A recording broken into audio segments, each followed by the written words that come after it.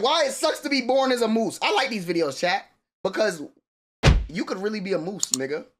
And congratulations, you're a moose. Your mom is already walking off. You follow her because, as far as you know, she's the only thing keeping you alive. She doesn't slow down, doesn't wait, and definitely doesn't look back. This is parenting, moose style. Life quickly becomes a game of trial and error. Your mom teaches you how to eat plants, which mostly means you follow her around and copy what she does. Leaves? Sure, they'll do. Twigs? Not great, but they work in a pinch. Water plants? That's the good stuff. But only if you're willing to stick your head into freezing water and hope for the best. You chew, swallow, and move on. No questions asked. One day, while you're busy chewing on a bush, a bear jumps out of the bushes. It's not just watching. It's already swinging a massive paw right at your head. You stumble backward, and the swipe misses you by what feels like a hair. You freeze, your legs won't move. You don't run, you don't fight. You just stand there thinking, well, this is how it ends. Then your mom appears, charging at full speed. She crashes into the bear like a battering ram. The bear falls back, but it doesn't give up. It swipes at your mom, and the two of them clash, biting and stomping at each other. You just stand there, useless, watching your mom fight for both your lives. Eventually, the bear decides it's not worth it. It retreats into the bushes, leaving your mom stomping the ground to make sure it's gone. You're still frozen in place, staring at the spot where you almost died. Your mom gives you a look like she's annoyed you didn't move, and then goes back to eating. You follow, legs shaking, realizing for the first time that out here, you're not just alive, you're prey. By summer, you've got the basics down, or at least you think you do. You follow your mom everywhere, eating whatever green stuff she eats and staying far away from anything with sharp teeth. It's a simple plan. Stick close, do what she does, and hope for the best. Then comes marsh foraging, which is just a fancy way of saying, walk into the mud, stick your face in the water, and hope you don't drown. Your mom walks right in, dunks her head, and pulls up a mouthful of slimy plants like it's no big deal. You try to copy her, but your first attempt gets you a mouthful of water and a nose full of mud. She doesn't care. She just keeps eating while you splutter and figure it out. After a few tries, you manage to grab something that looks like food. It's slimy, it smells weird, and it tastes even worse, but you swallow it. Congrats, you're officially not starving. It's not just the mud that's annoying.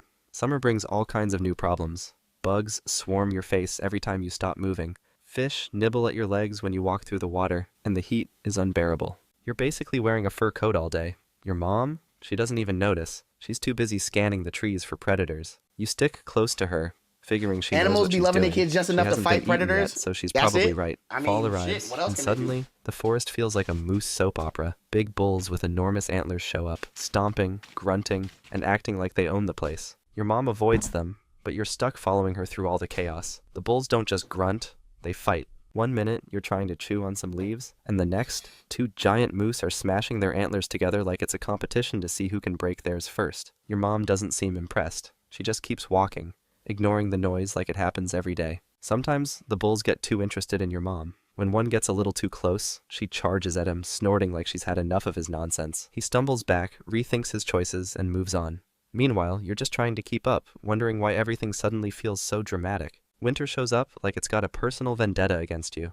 The lush green forest you spent all summer chewing on is now a frozen wasteland, and every meal feels like digging through a freezer. Food? Buried under layers of snow and ice. You spend your days following your mom, nose to the ground, desperately scraping at the snow to find twigs, bark, or anything even remotely edible. You're always hungry, and every bite feels like it costs more energy than it gives. The cold doesn't let up. Sure, your coat has thickened, but it's like wearing a thin jacket in a blizzard. Better than nothing, but nowhere near enough. You sleep in the snow because... Niggas is a moose simulator? This is why it sucks to be born as a moose. Well, where else are you going to go? You curl up in a ball and hope your body doesn't freeze solid overnight. When you wake up, you shake off a layer of frost, chew on whatever frozen green stuff you can find, and repeat the process. Every day feels the same. Cold, miserable, and exhausting. And here's the kicker. You're a male moose, so life isn't just about surviving the winter. It's also about getting big. The bulls you saw in the fall, smashing antlers, that's your future. And right now, your future isn't looking great. You're supposed to be eating enough to grow stronger and eventually grow a massive set of antlers. Instead, you're chewing on bark and wondering if this is the day you die from exhaustion. The odds aren't in your favor.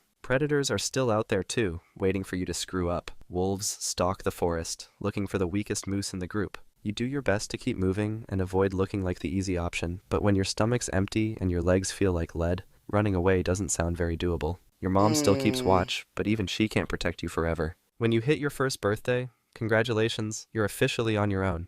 Not because you're ready, but because your mom has decided she's had enough of you. She's off to have another child, and you're not part of the plan anymore. You follow her, confused, but eventually she disappears into the trees. That's when you realize she's not coming back. You've been replaced by a sibling who Just like my dad. hasn't even been born yet. Just amazing. You stand there for a while trying to figure out what just happened.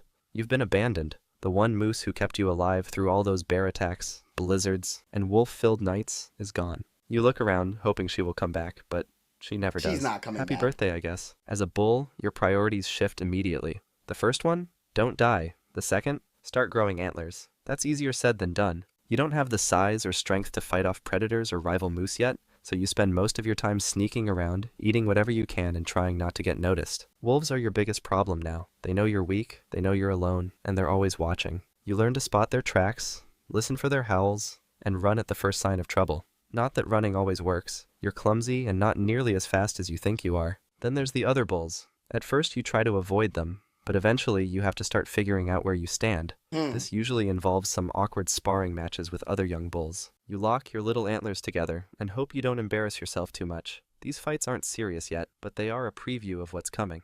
Some time has passed, and now it's mating season. You've grown, you've bulked up, and you're ready to mate. Or at least you think you are. You've got antlers, you've got the drive, and you've spent the last year preparing for this moment. But mating as a bull moose isn't as simple as just showing up. First, you have to prove you're better than every other bull in the area, and the only way to do that is by fighting. You find your first opponent, a bull roughly your size, and you square up. Your antlers lock, and you push with everything you've got, and for a few seconds it actually feels like you might win. Then he twists his head, throws you off balance, and sends you crashing sideways into a bush. He doesn't God damn, nigga got flipped on his back in front of Huz. stop there. He shoves you again, this time pinning you against a tree for good measure. You stumble away, sore, embarrassed, and very much cowless. But giving up isn't an option. This is mating season, and bulls don't quit. So you try again. Fight after fight, you get a little smarter, a little stronger. Eventually, after what feels like an eternity of bruises and exhaustion, you win a fight. You shove your opponent just hard enough that he stumbles and walks away. As your reward, you get a harem of cows. Great, right?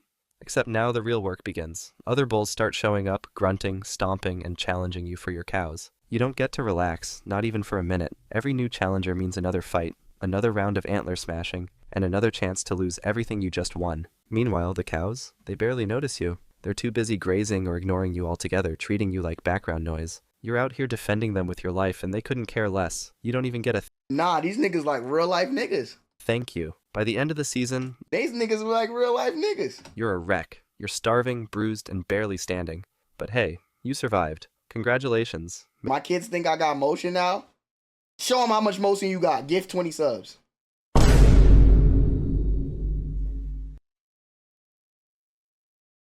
Now let me stop. Mating season is over. Now, try to recover before winter Show them mama got money like that. shows up and ruins your life all over again. Skip forward a bit, and you've survived another winter. The snow is gone, and the worst feels like it's behind you. You've even managed to hold on to your little harem of cows He through the think rut auntie and the stupid. cold. Hey, shoot or shoot. For once, you let yourself relax. Then something catches your eye. Movement in the bushes, just beyond the clearing. It could be anything. They said Your that's their instincts money. kick Hey, in, I and understand. you step away from the herd to investigate. You're Y'all not better worried. chill before I turn into y'all step pops, dope.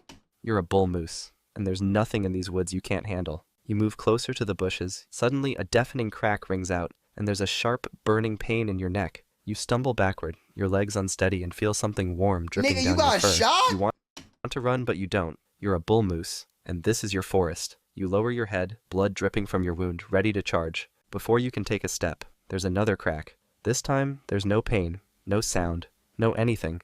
Your legs fold, your body hits the ground, and everything goes dark. The hunter walks over, standing above your lifeless body as your antlers sink into the dirt. You don't know it, but your story ends here.